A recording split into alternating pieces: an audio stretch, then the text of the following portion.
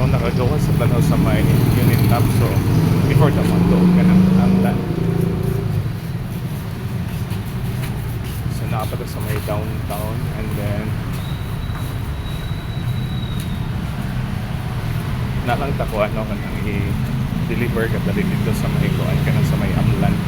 And then right after na po dito na pagkadayon dito. Okay. So thank you Lord, no?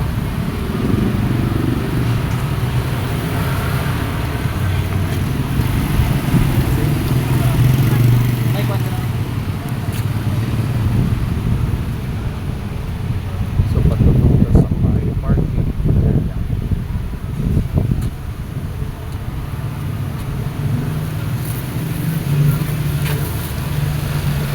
Wala tong buwan.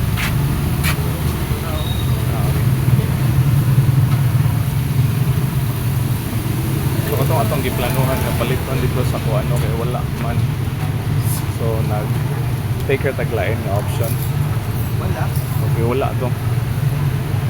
So padulong na ta dito no sa may amlan. No, see you. No, welcome sa atong delivery time, no, delivery time lang ni, okay? Because this afternoon na naabot na po ang schedule, no. Sa no set so resume ta sa atong mga schedule na this week, okay? Bye bye no, God bless you.